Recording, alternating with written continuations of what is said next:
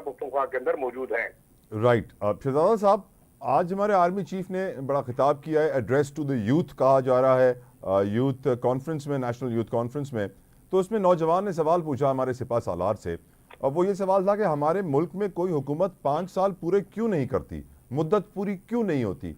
जिस पे army chief ने कहा कि अगर कोई मुल्क के टुकड़े करना चाहे या मुल्क को बेचना चाहे तो क्या उन्हें मुद्दत पूरी करने देनी चाहिए, हमें उनको देना चाहिए ये मकाम। मेरा सवाल आपसे ये हुजूर, ऐसे में तो फिर नवाज शरीफ साहब को भी दोबारा चांस नहीं मिलना चाहिए, और भी बहुत सारे ऐसे जिन्हें दोबारा चांस नहीं मिलना चाहिए लेकिन दोबारा चांस मिल रहा है, तजाद है सर।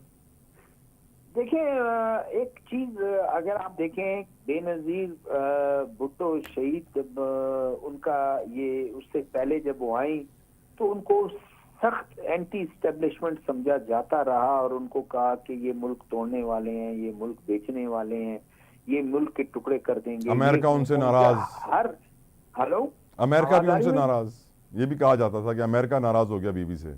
मतलब उसको एक पोर्ट्रे किया गया कि जैसे वो बिल्कुल मुल्क दुश्मन है। धीरे धीरे स्लोली ग्रेजुअली उन्होंने पार्टी उनकी वापस रिस्टोर और उसके लोगों में, आवाम में फिर उनको जाहिर है रखा भी गया, और बिल आखिर उनके साथ क्या हुआ ये दुनिया जानती है। इसी तरह जब तक नवाज शरीफ साहब जो है वो IGI थे और 2090 में आए थे, हैवी मैंडेट के साथ 97 में आए थे, उस वक्त तक तो ठीक, 99 में अचानक बदल गया और वो फिर बहुत। तो बात आपकी सही है कि अगर इन चीजों को अगर आप रखें तो फिर ये लोग तो बिल्कुल ही वो नहीं है।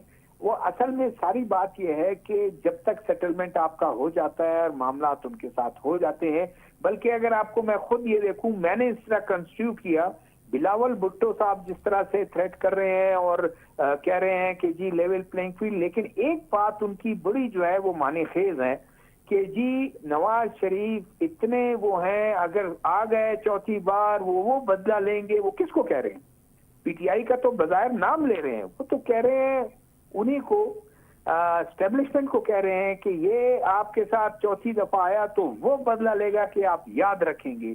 तो सब खुशनवीदी के लिए भागते हैं, सब दौड़ते हैं कि जी लेवल प्लेइंग फील्ड भी सिर्फ ये नहीं है कि आप सबको इक्वली वो अपॉर्चुनिटी। लेकिन शहजादा साहब, पाकिस्तान के सियासतदानों में ये ताकत तो नहीं है सर, पाकिस्तान के सियासतदानों में ये ताकत नहीं है कि वो उन ताकतवर लोगों से बदला ले सके। ऐसे ही है, बिल्कुल आप ठीक कह रहे हैं। बल्कि नहीं, एक तो ये है बदला ना लें तो ठीक है ना, आप अपना काम करते रहें।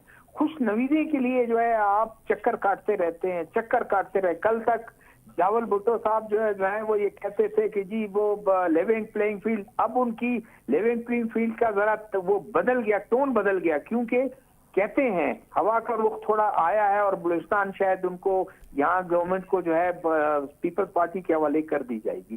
तो ये भी एक बड़ा क्राइटेरिया है और एक उसका, और पंजाब में जाकर आपको एक आसरा दिया गया है तो पंजाब में जाकर आप ज्यादा जोर लगाएं कि भाई वो, तो ये जरूर, ये बात आप बिल्कुल ठीक कहते हैं, वो कभी नहीं करें, लेकिन जाकर खुश नवीदी कर हुकूमतों में रहना।